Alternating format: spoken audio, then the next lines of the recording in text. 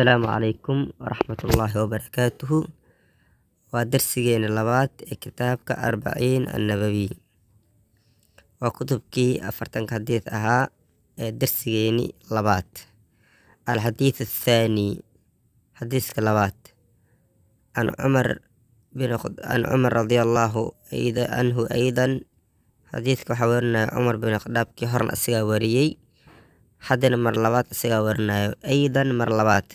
قال وهو يري عمر بن الخطاب بينما قار نحن أنغو جلوس فدنه عند رسول الله صلى الله عليه وسلم.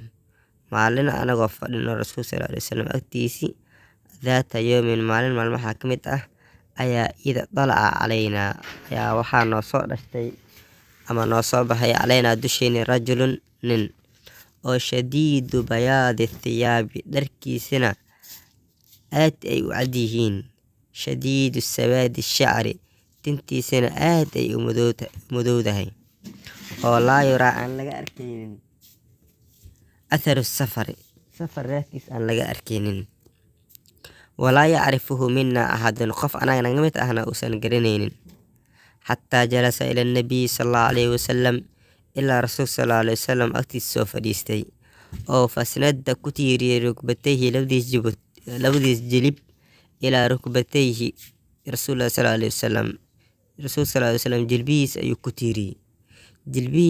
ku tiiriyay jilbaha rasuulka sallallahu alayhi wasallam wawada'a kafayhi calaa faqidayhi labadiis kaf ayuu dul saaray waqaala markaasuu yiri yaa maxamedow akhbirnii ii sheeg عن الإسلام عن أركان الإسلام إسلامك أركان تيسي إيشاك. فقال رسول الله صلى الله عليه وسلم رسولك حيري الإسلام بمعنى الأركان الإسلام أركان تيسي وأن تشهد إن تقرتت أن لا إله إلا حق لغو آبد وسجرين أن لا إله ألا حق لغو آبد وسجرين إلا الله علمه وأن محمدنا رسول الله إلى رسولك سويه وتقيم الصلاة إن لأوغو وقت كذا لو دكتو ولتوسيو وأركانها وشروطها دمان وتؤتي الزكاة إن لقتو وتصوم رمضان بالرمضان إن لصومو وتحج البيت إن لحجيه in istadacta ilayhi sabiilan qofkii markaas awooda inuu soo xajiyo oo wadadii markaas lagu soo xaji lahaa oo laga helo oo yani istidaadkii inuu haysto aan deen lagu lahayn waxaas oo dhan marka ay u baahan tahay.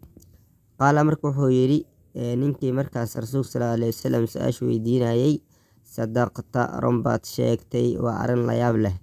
qof markuu su-aal ku weydiinayo waxaa macruuf su-aasha markaad ugu jawaabtid oo jawaabta asiisid maasha Allah waa mahadsantahay jazakallahu khayran inuu ku dhaho. laakiin qofkan wuxuu leeyahay sadaqta runbaad sheegtay. asxaabta waxay yiraahdeen marka facajibnaa lahu yani ninkaas waan la yaabnay lahu yani rajulkaas oo markaas wax weydiinaya waan la yaabnay arrintiisii ayaan la yaabnay. yas'aluhu wuu su'aalayaa waxbuu su'aalayaa wayusadiquhu waan rumaynayaa. qaala wuxuu yidhahdana faakbirnii can aliimaani yani waxaa jibriil ayaa wuxuu leeyahay faakbirnii haddana ii sheeg can aliimaani iimaanka waxa iigi sheeg.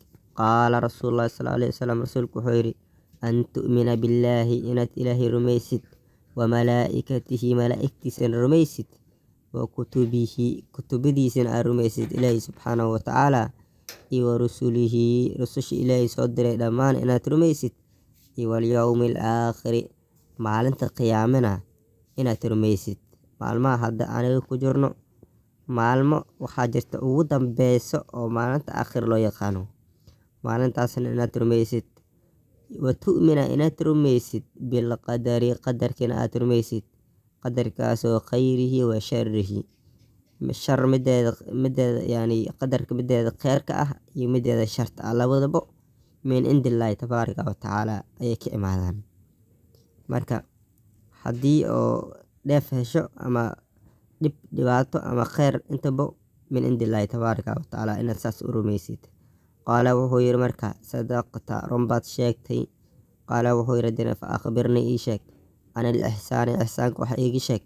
qaala wuxuu yidhi rasuulka sala alayhi wasalam an tacbud allaha inaad ilaahay subxaanahu watacaala caabudid kaannaka taraah si adiga arkaysid oo kale inaad ilaahay subxaanahu watacaala u caabudid ayaa ixsaan la yiraahdaa. fa in lam takun taraahu haddaadan aday arkaynin ilaahay subxaanahu watacaala fa innahu yaraak isaga ayaa ku arkaayo. qaala wuxuu yidhi marka jibriil fa akhbirnii ii sheeg can isaaca saacadda qiyaama ii sheeg. qaala rasuulku wuxuu yidhi sala allahu alayhi wasalam mal mas-uulu ninka la su-aalayo anhaa ay can isaaca saacadda qiyaamo biaclama kama oga min asaa'ili kan wax su-aalayo. bimacnaa ninka wax su-aalayo ninka la su-aalaybo yani ma ogo arrintaa. ilaaha subxaanahu watacaala ayaa u qaas ah, isagaa og maalinta qiyaamo goortay dhici doonto ilaah baa og subxaanahu watacaala. okay, qaala marka wuxuu yidhi fa akhbirnii ii sheeg can amaaratihaa calaamadaheeda ii sheeg buu yidhi haddana. qaala rasuulku wuxuu yidhi sala allahu alayhi wasalam an talida al ammatu rabbatahaa ama rabbahaa yacni addoomeyda naagta addoonta ah inay dhasho sayidkeedii ama sayidadeeda. rabbatahaa markii la dhaho waa sayidadeeda waaye, naag markaas ayada sayid u ah inay dhasho. taasi waxay dhacdaa marka muslimiinta iyo gaalada markay isdagaalaan oo gaalada lasoo qaniimeysto oo alaabtii iyo wixii naagihii dhan laga soo wato oo lasoo qafaashto ayaa marka muslimiinta gaalada markaas oo naagaha laga soo qafaashtay ayaa marka u banaan inay jimaacaan.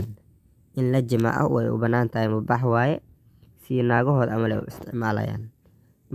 markay isticmaalaan ka bacdi oo u dhasho wiil ama awlaad ay u dhasho, gabar ha noqoto ama wiil ha noqdo, markay dhash ka bacdi yacni waxay sabab u noqonayaan inay xoreeyaan waxaas markaas ay dhashi, ilmahaas ay dhashi ay sabab u noqonaysaa marka inay xoreeyaan.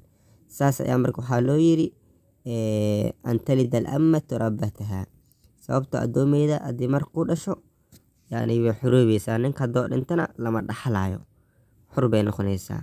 laakiin haddiisan waxba u dhalin oo joogto oo asagana uu dhinta ninka markaas oo addoonta oo iska lahaa waa laga dhaxlaa, markaas waa laga dhaxlaya.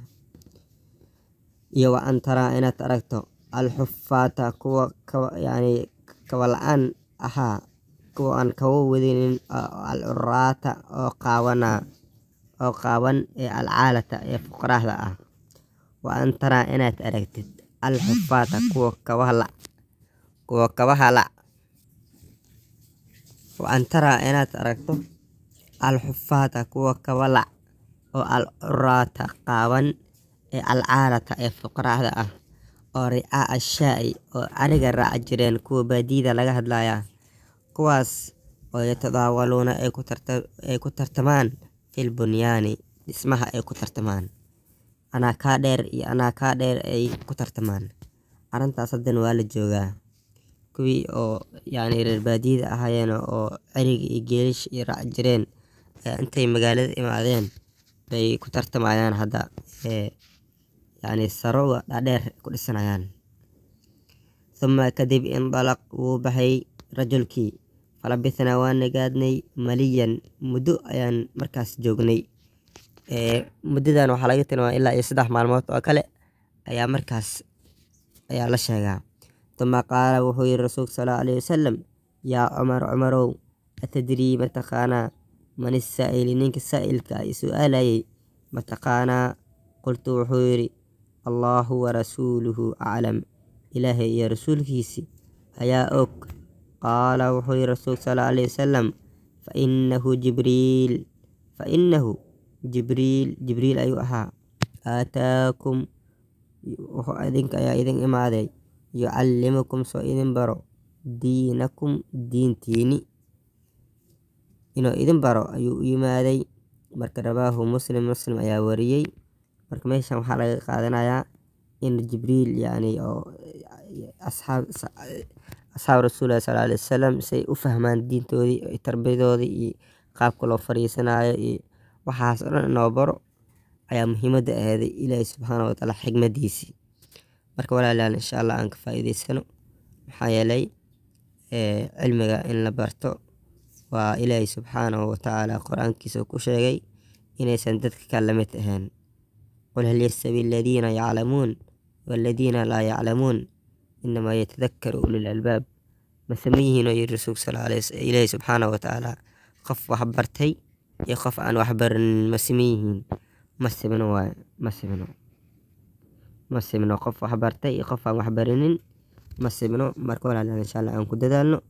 asharkan waa asharkii labaad insha Allah inaan shaydaanka iska xijaabino oo aan adkaaraadka ka akhriysano oo waqtigeena insha Allah waxbarashada aan gelino aan ka faa'iidaysano. Allahu subxaanahu wa tacaala.